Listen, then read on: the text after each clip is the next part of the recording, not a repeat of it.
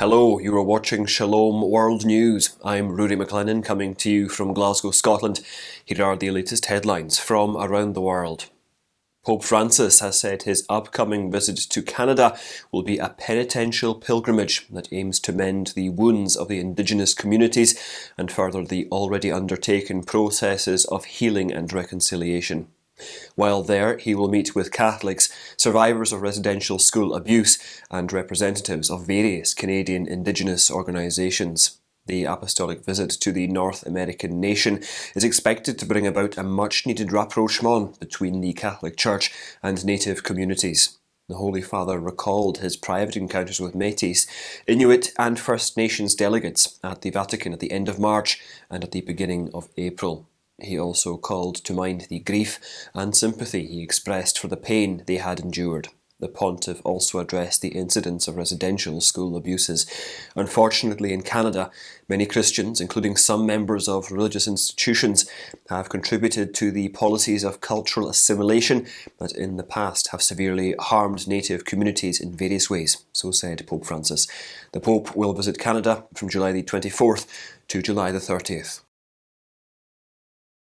2 Catholic priests have been abducted from the Nigerian state of Kaduna. Fathers John Mark Chetnum and Donatus Cleopas were serving in the diocese of Kafanchan, but were kidnapped from the parish rectory of the Christ the King Catholic Church located in Yadingaru. The press release of the Kafanchan diocese, issued by Chancellor Father Emmanuel Okoyo, states that the event took place in the evening at around 5:45 p.m. on July the 15th. Father Okoyo urged all the faithful to pray intensely for their quick and safe release. He also reminded the masses to refrain from taking the law into their own hands and assured them that all legitimate means would be pursued for their secure and speedy liberation. This incident is the latest in a series of kidnappings and attacks that exclusively target Christian institutions, clerics, and the faithful. Even in the face of extreme Christian persecution, vocations are flourishing in the Kaduna Archdiocese. On the eve of the abduction of 2 Catholic priests, Archbishop Matthew Manoso Ndagoso ordained 11 deacons as priests on Thursday at St. Paul's Parish in Karji. The faithful belonging to the Archdiocese of Kaduna are subject to harsh persecution from Islamist militant groups and attacks from bandits. Earlier this month, armed persons abducted Father Emmanuel Silas from the rectory at St. Charles Catholic Church in Zambina of the state of Kaduna. He was released by his captors on July the 4th itself, before 24 hours had passed. Last month, worshippers in the Maranatha Baptist Church and the St. Moses Catholic Church were attacked by gunmen. In this raid by suspected terrorists on June the 19th, 3 people were killed and 2 others were wounded.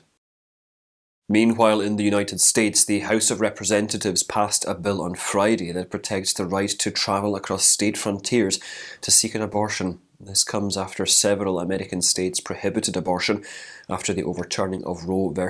Wade on June the 24th by a landmark Supreme Court ruling. The House, which is controlled by the Democrats, voted by 223 to 205 along party lines. However, the legislation faces odds in the Senate, which is evenly divided between the 2 main parties.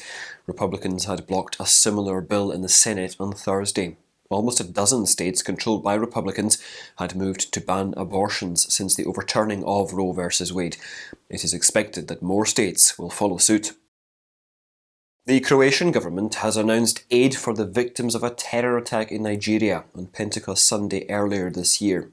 Croatia has stated it will provide the victims with €30,000, around the same sum in US dollars. The humanitarian aid is being provided as a result of a motion made by the Catholic Member of Parliament Mariana Petir, which was approved by the Foreign Minister of Croatia, Gordan Grili Radman.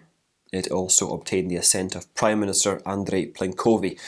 The aid will be sent through the Croatian Caritas, which will utilise it to finance different humanitarian initiatives that serve the church attack victims. The St. Francis Xavier Church in Owo in Ondo State in Nigeria was the target of a terrorist attack on June the 5th that claimed the lives of 50 worshippers. Separately, since 2021, the Croatian government has begun awarding scholarships to young persecuted Christians through a petition put forth by Mariana Petir herself. Decrying what he called sacrilegious conduct at St. Kevin's Catholic Church in the Sokoto state of Nigeria, Bishop Matthew Hassan Kuka has requested prayers of atonement and reparation. In a statement titled "A Call for Prayers of Atonement and Reparation," the bishop recalled the events that took place in Sokoto town after Christian Deborah Yakubu was killed for alleged blasphemy. Soon after the lynching, Muslim protesters broke into the church's property and ruined other valuables, in addition to defiling the sacred species in the chapel of perpetual adoration and the altar. Calling the faithful to participate in the reparation prayers that began on Monday, July the 18th and concludes on Sunday, July the 24th, the prelate urged them to seek God's mercy for forgiveness. He further implored the faithful to fast these days, advising everyone to maintain calm. He expressed hope that the Church would overcome this tiring time. Pope Francis has renewed his appeal for dialogue in war-torn Ukraine and for peace in unrest-stricken Sri Lanka. Addressing the faithful gathered at St. Peter's Square following the Sunday Angelus, the Holy Father called on foreign leaders to initiate dialogues for peace in Ukraine. Lamenting the situation of the Eastern European nation, the Pope said, "I am always close to the tormented Ukraine, which is struck by a rain of missiles every day." Nearly 5 months have passed since the beginning of the Russian invasion of Ukraine that has claimed hundreds of lives and forced millions to flee their motherland. Separately, the Holy Father also assured his closeness and solidarity with the people of Sri Lanka, who continue to suffer from political and economic instability. He also appealed for peace in the South Asian country, urging everyone to abstain from violence. The Supreme Pontiff called for political leaders to initiate a process of dialogue for the common good, following the breakout of protests after the economic recession that resulted in shortages of petrol, food and medication. Sri Lankan President Gotabaya Rajapaksa announced his resignation on July the 14th. Archbishop Ricardo Antonio Tobon Restrepo of Medellin in Colombia has appealed for the implementation of catechumenal itineraries for married life recommended by the Vatican. They include a year-long period that begins with a commitment rite and then a few months of preparation. In a statement published on the Bishop's Conference website, the Archbishop referred to the catechumenal itineraries for married life, published by the Dicastery for the Laity, the Family and Life on June the 15th. The prelate said the second phase should include a few months of more immediate preparation and a pre-wedding retreat. He further added that the itinerary in the document is intended to help young people comprehend and celebrate the sacrament of marriage and to support each other. The prelate put forth the need to create a pastoral ministry that communicates the purpose of marriage to children and teenagers, rather than only renewing the immediate preparation for marriage. And those are your latest headlines. Do join us again tomorrow for more.